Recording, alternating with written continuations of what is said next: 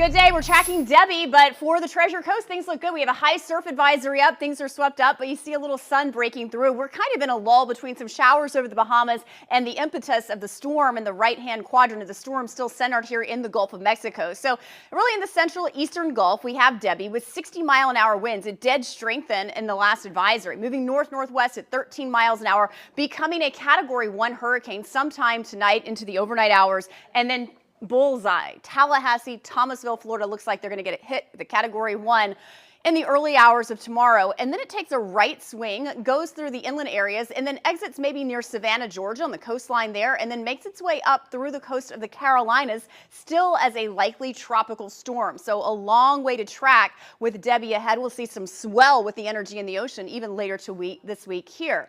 For us, really imminent effects would be just a marginal risk of some isolated severe storms. We're going to see a couple more bands come in through with Debbie, maybe one midday, a couple maybe this evening. And embedded in that, we'll see some blast of heavy rain embedded with high winds, 40+ miles an hour. Have a chance of some waterspouts making their way into land, which would mean a low risk of some tornadic activity as well. We did see some warnings last night. But really right now, all the showers and storms are really centered for the west coast of Florida, where they have storm surge warnings up, hurricane warnings up, and Debbie still looks really rough, does not look like any sort of eye is developing just yet, but has a lot of moisture associated with it. So flooding the big risk as we go forward.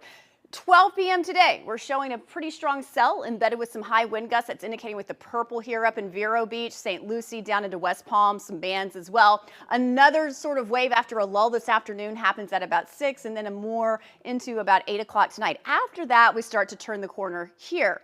So very breezy out there. We'll see some wind gusts up to about 25-30 this afternoon, and then with that, we'll see the downpours really igniting a little bit further into the afternoon and evening hours. You see that yellow impact weather icon because of the tropical influence.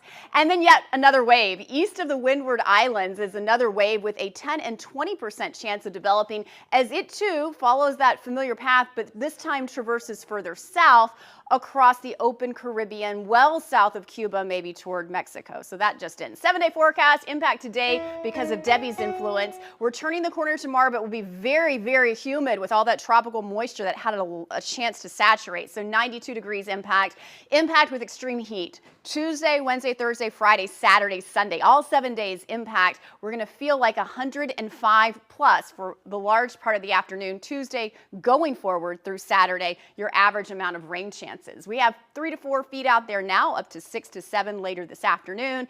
And your localized waters, you want to stay away. We got south winds up to 30 knots.